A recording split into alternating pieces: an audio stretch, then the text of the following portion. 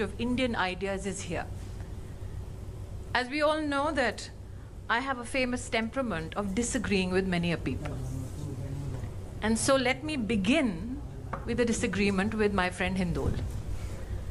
The question I guess we all need to ask ourselves, why suggest that the age of Indian ideas is here today? Was there ever an age where the Indian idea or ideas of India did not serve the concept of Vasudhaiva Kutumbakam? And on this note of disagreement, let me begin. Excellency was kind enough to talk about a bridge of people, a bridge of ideas.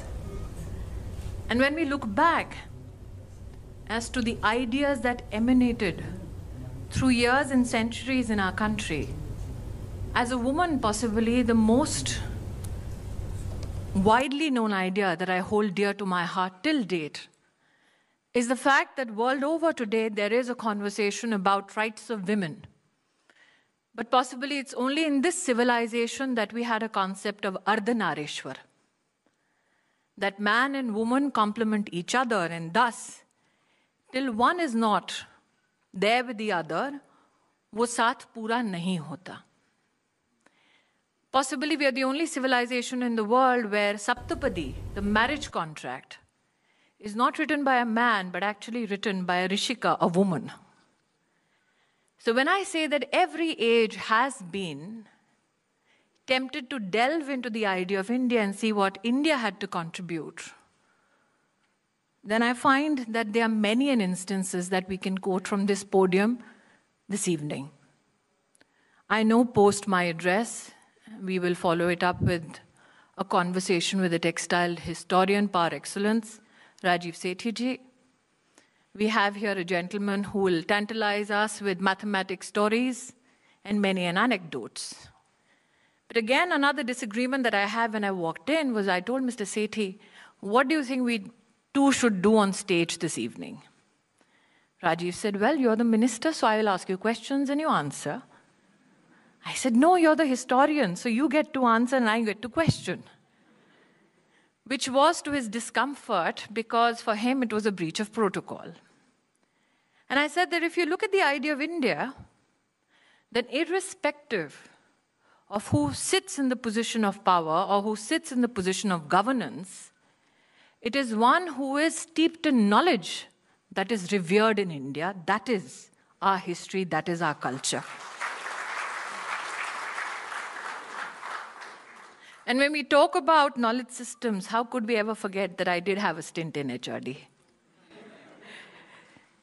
Today, when Excellency speaks about a bridge of ideas, what is this bridge?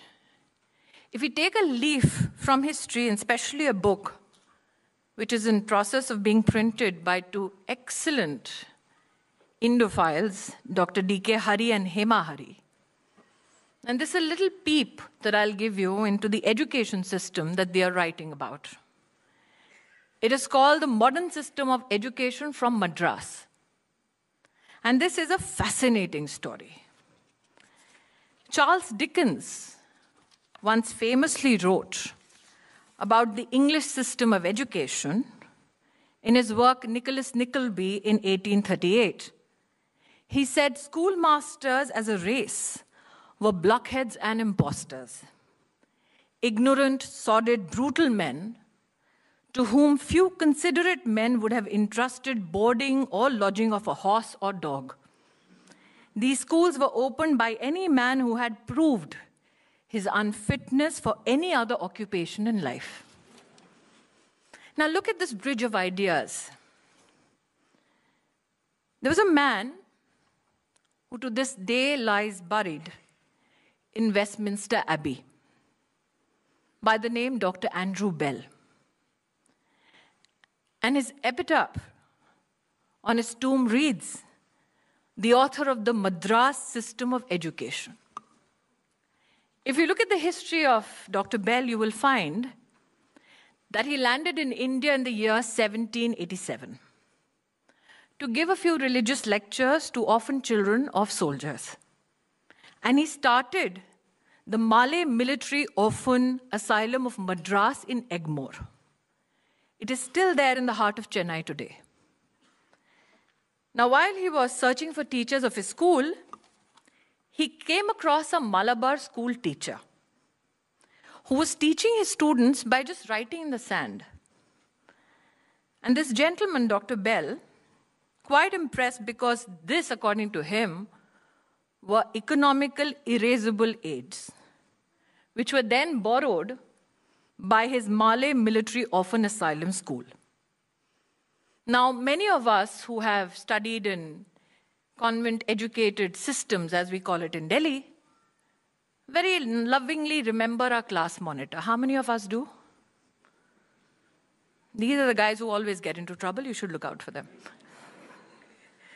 Now, Dr. Bell actually did see a few gurukuls in our country. And he saw in the gurukuls that the older students were minding and teaching the junior students. And that is where he borrowed the concept of class monitor. And John Friskin became the first monitor of the Malay Military Orphan Asylum Madras School. And thus, a system started taking form, taking shape. Dr. Bell went back to England and he purchased 415 acres, named it Egmore, and along with another Englishman by the name of Mr. Lancaster, he started the Madras College in England. Now, in the Gurukul that Dr. Andrew Bell had seen, there was a very popular way of studying where post the teacher leaving, students would sit together and discuss what was studied and how to approach that same topic later.